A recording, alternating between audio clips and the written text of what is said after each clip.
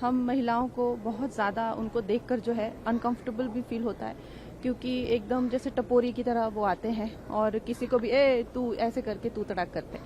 ऐसे कोई इंटरव्यू दे रहा हो तो उनको वो एक तरह से रूटीन कॉल्स करते हैं, आजा आजा मेरे साथ, तो I am telling you it is very uncomfortable the way he conducts himself. He should see his sister. उनका कॉन्डक्ट, उनका बिहेवियर कितना अच्छा है, कितना जिसे कह सकते हैं एटिकेट्स उनके बहुत अच्छे हैं, लेकिन Rahul Gandhi himself is a shame, I must say. देखो बात है, कंगना रनौत पागल हो गई है।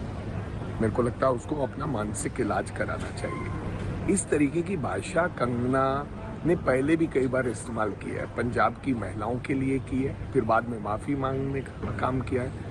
उन्होंने तो ये कह दिया था, जो किसान आंदोलन में महिलाएं बैठी थी उनको कह दिया था कि ये बिकाऊ है, भाड़े पे लेके आए हुए हैं लोग। हमारी माताओं महिला और पंजाब की महिला और एक महिला होते तो उससे क्या उम्मीद की जा सकती है कि वो राहुल गांधी जी के लिए अच्छा बोलेंगी। एक्चुअली कंगना रनौत अपनी जगह तलाश कर रही है। किसको? प्रधानमंत्री जी को खुश करना है, बीजेपी सरकार को खुश करना है। क्यों? क्योंकि उनको लगता है कि मैं मंत्री नहीं बन पाए। ये हर व्यक्ति राहुल गांधी को गाली इसलिए देते हैं, इनको लगता है कि राहुल गांधी को भला बुरा कहने से या गाली देने से हमारी दुकान चल जाएगी। और क्या है, मैं तो ये कहता हूँ कि कंगना जी को अपना मानसिक इलाज कराना चाहिए। पता नहीं राहुल गांधी, सबको राहुल गांधी ने यहाँ पर कॉफी पी ली, हम रोज पीते थे तो उसका बवाल मचा लिया है। हम रोज कॉफी पी रहे थे, हमें तो कुछ नहीं कहा।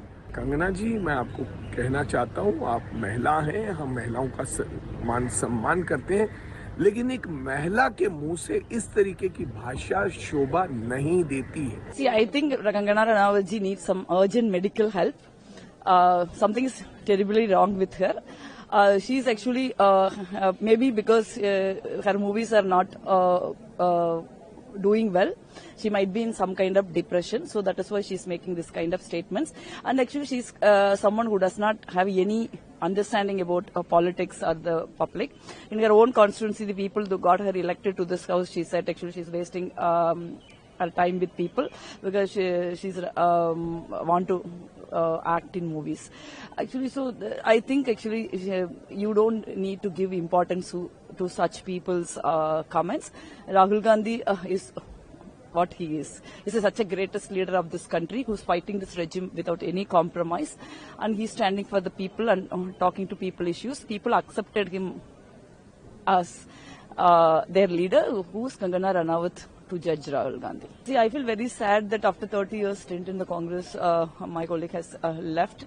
But when you join BJP, completely ideological opposite party, then you lost the moral right to criticize Congress party. If you have any problem with the party, that doesn't mean that actually you can compromise your own ideas. See, the ideas, your ideology is about what you believe. Just because of you have a differences with your party, then you can completely compromise your ideology and going to join a party which we were fighting all along our life. I feel that's not correct, but I still feel sad about him. BJP में सिर्फ बकवास करने वाले और लफाजी करने वाले लोगों की पूछ है, और इसीलिए सारे के सारे सांसदों में यह होड़ लगी रहती है कि कौन कितनी गिरी हुई बात कर सकता है। वैसे तो कंगना रनौत जी हमेशा ही उलझलूल बातें करती आई हैं, लेकिन अब इस रेस में आगे बढ़ने के लिए उन्होंने भी अपनी मूर्खता, अपनी बेवकूफी और घटिया बातों को और धार देना शुरू कर दिया है। नए कीर्तिमान वो स्थापित कर रही हैं। उन्होंने पहले भी किसानों, महिलाओं, देश के पिछड़ों, दलितों के बारे में क्या क्या कहा है वो सबको पता है, उनका बार बार अपमान किया है। और अब नेता विपक्ष राहुल गांधी जी पर उनकी जो टिप्पणी है वो उनकी वाहियात सोच का प्रमाण है।